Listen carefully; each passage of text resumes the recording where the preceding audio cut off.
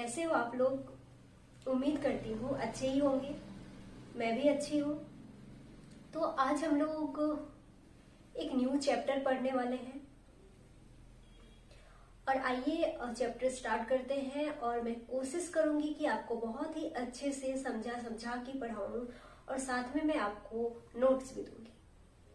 तो आइए लेक्चर शुरू करते हैं। हाँ, तो आइए बच्चों, आज का लेक्चर हम लोग स्टार्ट करते हैं। आज हम लोग एक न्यू चैप्टर स्टार्ट करने वाले हैं क्लास 11th का, जिस चैप्टर का नाम है cell the unit of life. चूँकि इस चैप्टर का ही नाम है cell the unit of life, तो सबसे पहले हम ये जानेंगे कि सेल क्या है, व्हाट इज सेल। तो देखिए क्या लिखा है, cell is the structural and functional unit of an organism. Cell is the structural and functional unit of an organism. अगर आप सेल की डेफिनेशन को देखें तो सेल की डेफिनेशन दो पार्ट्स को कंबाइन करके बनाया गया है।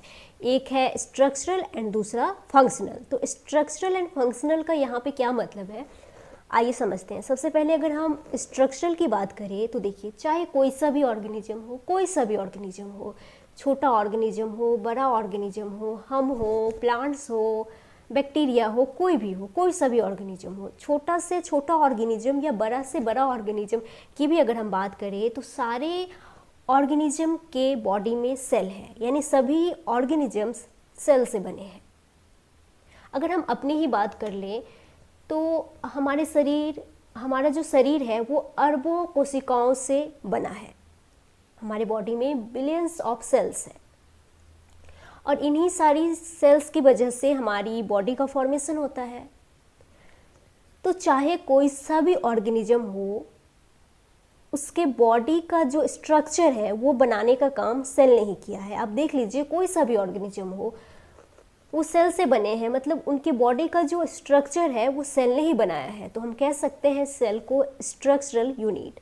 अब दूसरा है फंक्शनल। फंक्शनल का क्या मतलब है, तो देखिए, चाहे कोई सा भी ऑर्गेनिज्म हो, वो अपने जितने भी काम करते हैं सेल से ही तो करते हैं। आप एक साधारण बैक्टीरिया का एग्जाम्पल ले लीजिए। बैक्टीरिया यूनिसेलुलर होता है, मतलब बैक्टीरिया की जो बॉडी है वो सिर्फ एक सेल की बनी है और उसी एक सेल से बैक्टीरिया अपने सारे काम करता है। बैक्टीरिया को अगर अपना नंबर बढ़ाना है तो उसी सेल से बढ़ाएगा, उसको अगर डाइजेशन करना है तो उसी सेल से करेगा, उसको रेस्पिरेशन करना है तो उसी सेल से करेगा। तो बैक्टीरिया अपना जितना भी काम कर रहा है उसी एक सेल से कर रहा है। सारे ऑर्गेनिज्म अपने जितने भी काम कर रहे हैं सेल की वजह से ही तो कर रहे हैं, तो इसीलिए हम सेल को फंक्शनल यूनिट भी कहते हैं। तो ये समझ में आ गया कि सेल को स्ट्रक्चरल एंड फंक्शनल यूनिट क्यों कहा गया है। अगला देखिए क्या है, आगे आपकी एनसीईआरटी लिखती है कि all organisms are composed of cells. साधारण है कि सिंपल लाइन है, आसान है समझना कि सारे ऑर्गेनिजम्स सेल के बने हैं। जितने भी ऑर्गेनिज्म हैं सभी सेल से बने हैं। मतलब सेल है तो लाइफ है, मतलब सेल है तो ही लाइफ है। जिंदा रहने के लिए सेल का होना जरूरी है।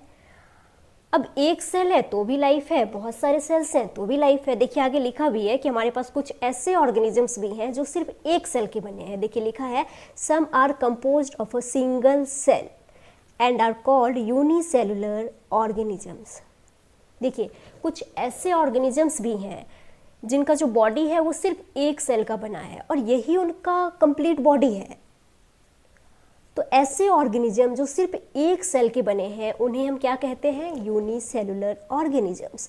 और कुछ ऐसे ऑर्गेनिजम्स भी हैं जैसे कि हम, प्लांट, हमारी बॉडी में एक सेल थोड़ी है, हमारी बॉडी में बहुत सारे सेल हैं। तो देखिए क्या लिखा है, while others composed of many cells are called multicellular organisms. बहुत सारे ऑर्गेनिजम्स ऐसे हैं जिनकी बॉडी में बहुत सारे सेल्स हैं, जो बहुत सारे सेल्स से बने हैं, और ऐसे ऑर्गेनिजम्स जो बहुत सारे सेल से बने हैं उन्हें हम कहते हैं मल्टी सेलुलर ऑर्गेनिजम्स। क्लियर है। अब देखिए, अब आगे यहाँ पे एनसीईआरटी एक बड़ा ही अच्छा लाइन लिखती है यूनिसेलुलर ऑर्गेनिजम्स के बारे में। वो लाइन क्या है, देखिए, unicellular organisms are capable of, number 1, independent existence, and number 2, performing the essential functions of life. ये ऐसे समझ में नहीं आएगा, इसको समझना पड़ेगा। कोई एक यूनिसेलुलर ऑर्गेनिज्म ले लीजिए, जैसे कि बैक्टीरिया ले लेते, मान लीजिए ये एक बैक्टीरिया है। इस बैक्टीरिया के पास क्या है, एक सेल ही तो है। ये यूनिसेलुलर है, यानी इसकी जो बॉडी है वो सिर्फ एक सेल की बनी है, और इसी एक सेल से ये बैक्टीरिया अपने लाइफ के, अपनी ज़िंदगी के सारे एसेंशियल फंक्शन कर लेता है। इसको अगर रिप्रोडक्शन करना है तो इसी एक सेल से करेगा, इसको डाइजेशन करना है तो इसी एक सेल से करेगा, इसको रेस्पिरेशन करना है तो इसी एक सेल से करेगा। मतलब ये इसी एक सेल से अपने लाइफ के सारे एसेंशियल फंक्शन कर लेता है, अकेले कर लेता है, किसी और पे डिपेंड नहीं है, किसी और पे डिपेंड नहीं है, यानी इसका इंडिपेंडेंट एग्जिस्टेंस है। और इसका इंडिपेंडेंट एग्जिस्टेंस का क्या मतलब है कि स्वतंत्र अस्तित्व यापन, मतलब इसका स्वतंत्र अस्तित्व है, इंडिपेंडेंट एग्जिस्टेंस है। क्यों है बैक्टीरिया का इंडिपेंडेंट एग्जिस्टेंस, क्यों है, या कह सकते हैं यूनिसेलुलर ऑर्गेनिज्म जो है उसका इंडिपेंडेंट एग्जिस्टेंस क्यों है? क्योंकि वो अपने लाइफ के सारे एसेंशियल फंक्शंस खुद करते हैं, अकेले करते हैं, किसी और पे डिपेंड नहीं है, इसीलिए उनका इंडिपेंडेंट एग्जिस्टेंस है। और वो सारे एसेंशियल फंक्शन अकेले क्यों कर पाते हैं? क्योंकि इनका जो सेल है वो अपने आप में एक कंप्लीट सेल है। एक कंप्लीट सेल होने के लिए जो भी बेसिक रिक्वायरमेंट्स हैं वो सभी इनके पास है। इनका सेल जो है वो अपने आप में कैसा है, कंप्लीट सेल है, इसीलिए ये अपने लाइफ के सारे एसेंशियल फंक्शन जो है वो कर पाते हैं, और इसीलिए हम कह सकते हैं कि इनका क्या है, इंडिपेंडेंट एग्जिस्टेंस है। अब देखिए आगे एनसीईआरटी लिखती है कि anything less than a complete structure of a cell does not ensure independent living. मतलब एक सेल से कुछ भी कम है तो फिर हम उसको इंडिपेंडेंट लिविंग नहीं मानेंगे। मतलब जीवित होने के लिए कम से कम एक सेल की बॉडी होनी चाहिए, एक सेल से कुछ भी कम है तो फिर हम उसको लिविंग नहीं मानेंगे। यही इस लाइन का मतलब है। तो यहाँ तक आपको समझ में आया। अब हम आगे बढ़ते हैं और थोड़ा सा हिस्ट्री की बात कर लेते हैं। तो देखिए हिस्ट्री में क्या है, फर्स्ट सेल डिस्कवर्ड बाय, यानी कि देखिए प्रथम जो सेल है वो किसने देखा, किन्होंने खोजा? तो प्रथम सेल के जो डिस्कवरी का जो क्रेडिट है वो जाता है रॉबर्ट हुक को। First cell discovered by Robert Hooke in cork cell, जो कि कैसी थी, डेड सेल थी। तो इन्होंने जो पहले देखा, प्रथम सेल देखा, वो एक डेड सेल थी, मृत कोशिका थी।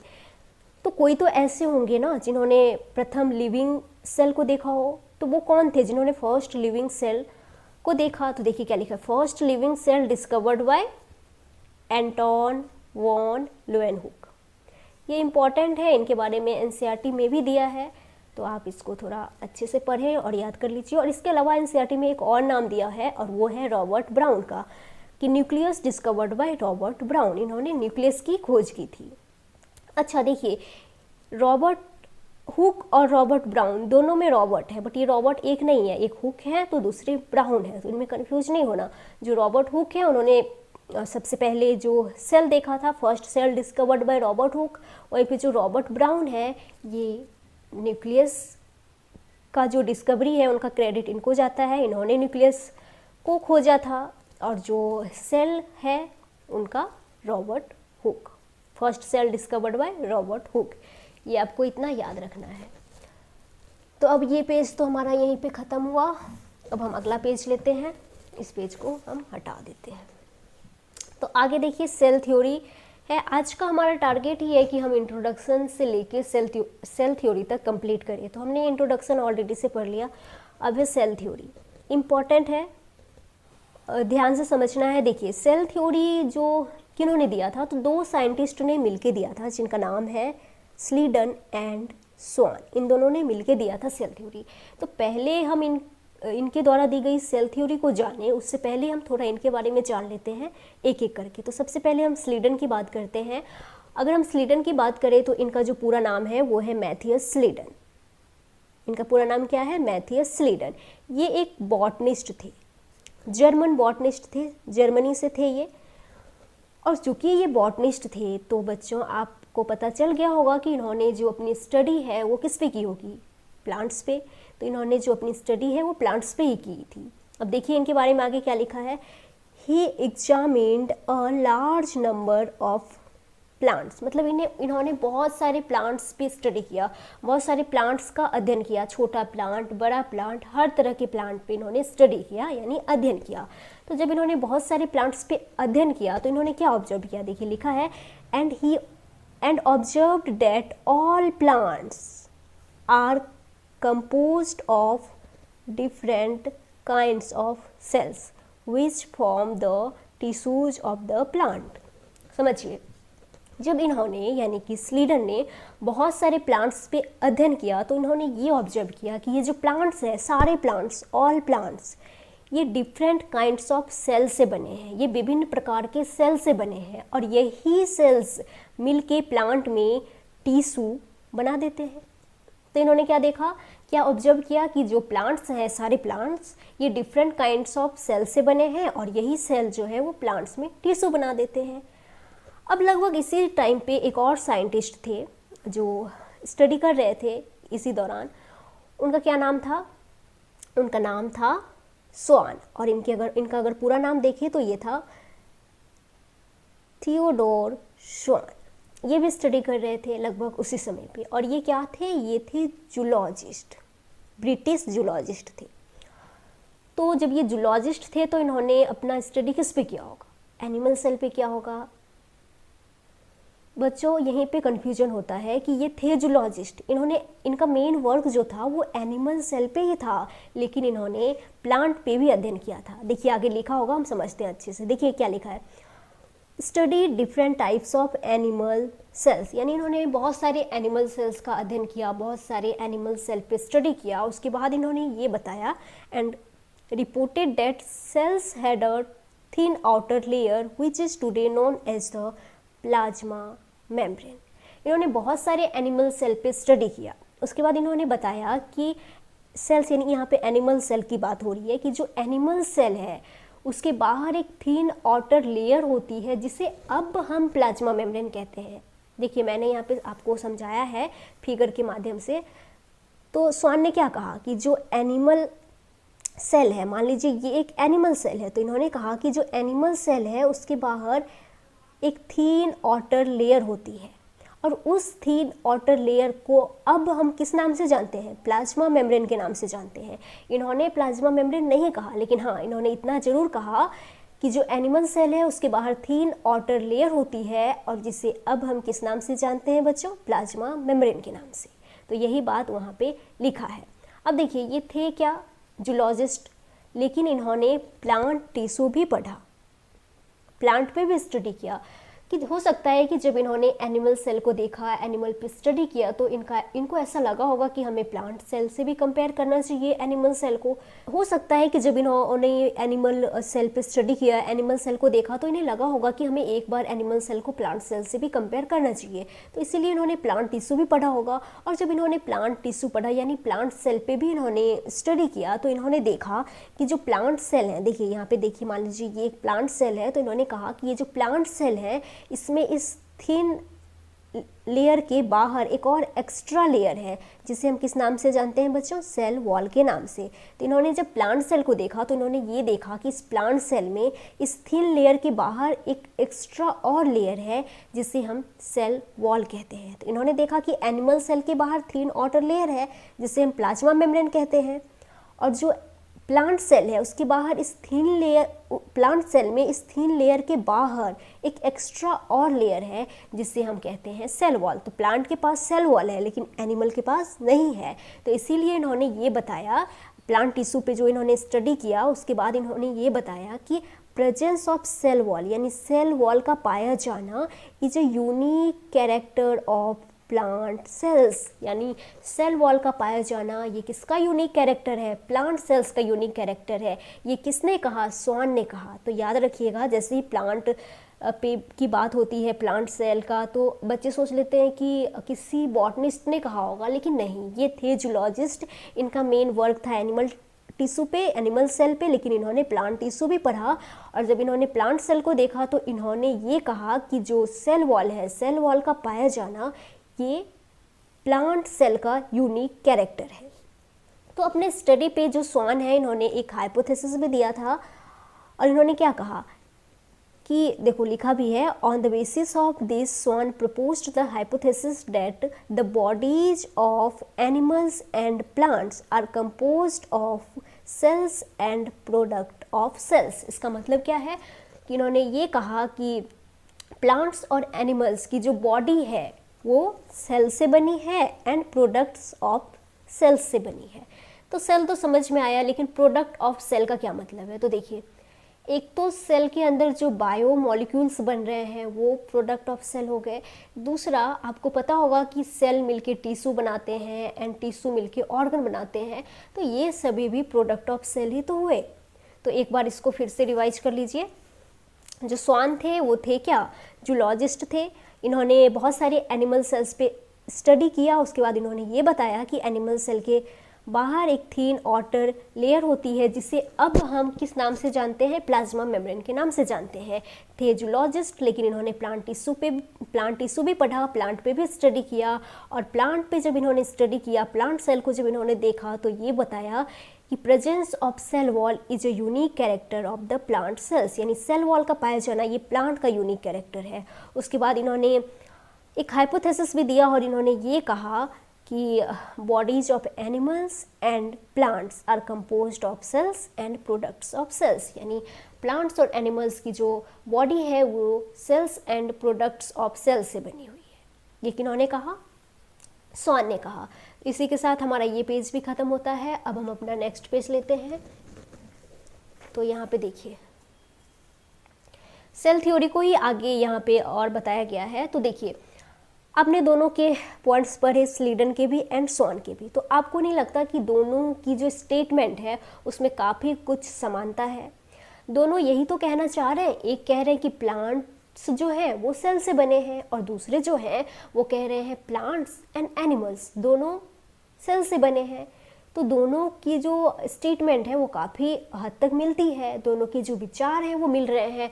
तो इसीलिए इन दोनों ने सोचा कि क्यों ना मिलके साथ में एक कंबाइंड थ्योरी दी जाए, और उसी कंबाइंड थ्योरी को बच्चों हम लोग क्या कहते हैं? Cell theory. तो आपसे अगर पूछा जाता है कि सेल थ्योरी किन्होंने दिया, तो दोनों ने मिलके, स्लीडन एंड स्वान दोनों ने मिलके दिया सेल थ्योरी। तो देखिए क्या लिखा है, Schleiden and Schwann together formulated the cell theory. इन दोनों ने मिलकर सेल थ्योरी दिया, और उस सेल थ्योरी में इन्होंने क्या कहा कि all living organisms are composed of cells and products of cells. यहाँ पे इन्होंने कोई प्लांट, कोई एनिमल ऐसा कुछ नहीं कहा। इन्होंने यहाँ पे एक कॉमन स्टेटमेंट दे दिया कि ऑल लिविंग ऑर्गेनिजम्स, सारे लिविंग ऑर्गेनिजम्स। अब इसमें प्लांट्स भी आ गए, एनिमल्स भी आ गए। तो इन्होंने कहा कि सारे लिविंग ऑर्गेनिजम्स जो है वो सेल के बने हैं एंड प्रोडक्ट ऑफ सेल के बने हैं। ऐसे देखो बच्चों, सेल थ्योरी में और भी कुछ पॉइंट्स थे जो मैंने यहाँ पे नहीं लिखे, क्योंकि वो आपके लिए इम्पॉर्टेंट नहीं थे। आपके लिए जो इम्पॉर्टेंट है वो यहाँ पे लिख दिया गया है। तो जब इन्होंने पूरा, इन दोनों ने मिलके पूरा सेल थ्योरी समझाया, तो इनसे कुछ सवाल किए गए। अब सवाल तो बनता ही है, ऐसा थोड़ी है आप किसी को कुछ समझा दो पूरा और आपसे एक भी कोई सवाल ना पूछे, ऐसा तो नहीं होता। तो इन्होंने भी जब पूरा सेल थ्योरी समझाया तो इनसे भी एक सवाल पूछा गया। वो सवाल ये था कि इनसे कहा गया कि भाई आप मुझे ये बताओ, ये अच्छी बात है कि हम सेल के बने हैं, प्लांट्स जो है वो सेल के बने हैं, लेकिन न्यू सेल कैसे बनती है ये बताइए। तो ये दोनों में से कोई भी नहीं समझा पाए कि न्यू सेल कैसे बनती है, और यही बन गया सेल थ्योरी का drawback. Unable to explain how new cells were formed, नई कोशिका, न्यू सेल कैसे बनती है, ये दोनों नहीं समझा पाए, और यही सेल थ्योरी का ड्रॉबैक बन गया। फिर क्या, फिर समय बीतता गया, और एक और साइंटिस्ट आए इसी सवाल का जवाब लेके, और उनका नाम क्या था? Rudolf Virchow. इन्होंने कहा कि भाई मैं बता सकता हूँ नई सेल कैसे बनती है। लोगों ने पूछा बताइए, क्योंकि लोग काफ़ी इच्छुक थे जानने को। काफ़ी लंबे समय के बाद कोई आके ये कह रहा है कि मुझे पता है, मैं बता सकता हूँ कि न्यू सेल कैसे बन सकती है, न्यू सेल कैसे बनती है। तो लोगों ने पूछा बताइए, तो इन्होंने कहा ओमनिस सेलुला ई सेलुला, और ये किसी के समझ में नहीं आया। तो लोगों ने कहा भाई समझाइए, तो इन्होंने समझाया भी। देखिए लिखा भी है, explain that new cells are formed from division of pre existing cells. इन्होंने कहा कि देखो भाई, जो सेल है वो डिवाइड करती है, और न्यू सेल जो पहले से मौजूद सेल है उसमें डिवीजन से बनता है। देखिए मैंने यहाँ पे आपको समझाने की कोशिश भी करी है कि मान लीजिए यहाँ पे ये एक सेल है, प्री एग्जिस्टिंग सेल, यानी पहले से ये एक सेल है। प्री एग्जिस्टिंग सेल मतलब पूर्व स्थित कोशिका, तो ये पहले से एक सेल है। अब इसमें हुआ डिवीजन, जिसको हमने यहाँ पे क्या कहा, सेल डिवीजन, और जब इसमें डिवीजन हुआ तो इससे 2 न्यू सेल बन गई। क्लियर है? तो इन्होंने कहा कि देखो भाई सिंपल है कि मान लो ये एक सेल है, पहले से ये एक सेल है और इसमें हुआ डिवीजन और इससे नई सेल बन गई। ये बात किन्होंने कहा, रुडोल्फ विर्चो ने। इन्होंने कहा कि सिंपल है कि मान लीजिए कोई एक सेल है, पहले से सेल है, उस सेल में होता है डिवीजन और न्यू सेल बन जाती है। और इतना बोलते ही ये छा गए, क्योंकि काफ़ी लंबे समय के इंतजार के बाद कोई आके ये बताता है कि न्यू सेल कैसे बनती है।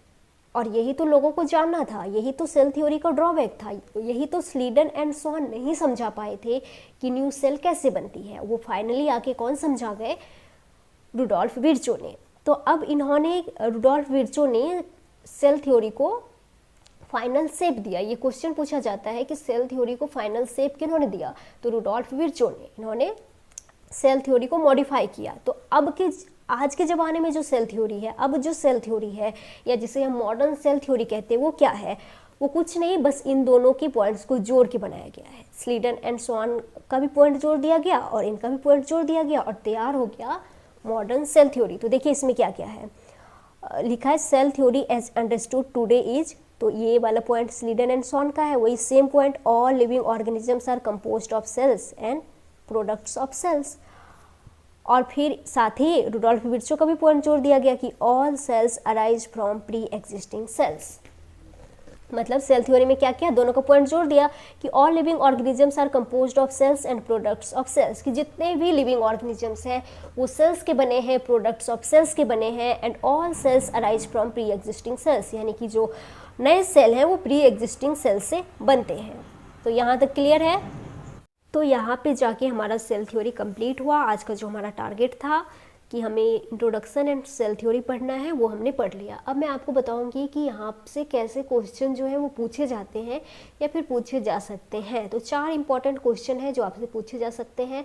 सबसे पहले तो आपसे ये पूछा जा सकता है कि the hypothesis was given by कि bodies of plants and animals are composed of cells and products of cells, ये किन्होंने कहा था। तो यहाँ पे आपको सिर्फ स्वान का नाम लेना है। ये हाइपोथेसिस स्वान ने दिया था, तो यहाँ पे आपको स्वान का नाम लेना है। दूसरा क्वेश्चन आपसे ये पूछा जा सकता है कि ये किन्होंने कहा था कि जो सेल वॉल है वो प्लांट का यूनिक कैरेक्टर है, तो ये भी स्वान ने ही कहा था। यहाँ पे आप कंफ्यूज मत होना, जैसे ही प्लांट की बात आती है बच्चे सोच लेते हैं किसी बॉटनिस्ट ने कहा होगा, लेकिन ये बात किसी बॉटनिस्ट ने नहीं बल्कि एक जूलॉजिस्ट ने कहा था। और वो जूलॉजिस्ट कौन थे? स्वान। इन्होंने ही कहा था कि सेल वॉल का पाया जाना प्लांट का यूनिक कैरेक्टर है।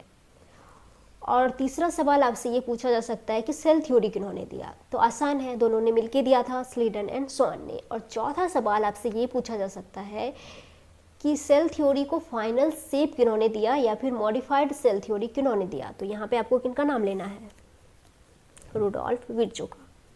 ठीक है, तो ये कुछ सवाल हैं जो आपसे पूछे जा सकते हैं, जो मैंने बता दिया। और ऐसे जब आप पूरे ध्यान से पढ़ेंगे तो आपसे एक भी सवाल मिस नहीं होगा। और नोट्स भी आपको साथ के साथ दे दिया गया है, तो फिर आपको बाहर से भी कहीं से नोट्स लेने की ज़रूरत नहीं है। आप एनसीईआरटी बस पढ़ना, और आपको जब एनसीईआरटी आप पढ़ेंगे तो आपको पता चलेगा कि एनसीईआरटी लाइन बाय लाइन जो है वो कवर किया गया है। तो फिर आपको ऐसा भी कोई ऐसी प्रॉब्लम नहीं आएगी कि आप एनसीईआरटी पढ़ रहे हो आपको समझ में ही नहीं आ रहा, क्योंकि सारे लाइन्स यहाँ पे नोट्स में हैं और जिसे मैं एक एक करके समझा चुकी हूँ। तो आज के इस लेक्चर में बस इतना ही। अगर आपको अभी भी लगता है कि नहीं को कि लेक्चर समझ में नहीं आया, कहीं पे कोई पॉइंट्स वो हमें समझ में नहीं आया, आपको हम अच्छे से नहीं समझा पाए, तो आप फिर से पूछिए, मैं फिर से समझाऊंगी। और आप ऐसे ही हमारे साथ जुड़े रहिए और हम ऐसे ही आपको अच्छे से समझा के पढ़ाएंगे और नए नए लेक्चर्स ऐसे ही लाते रहेंगे। तो तब तक के लिए थैंक यू बच्चों। ऐसे ही आप अपना प्यार बनाए रखिए, आप हमारे साथ जुड़े रहें, हम आपको पढ़ाते रहेंगे। और तब तक के लिए बाय बाय, थैंक यू, जय हिंद।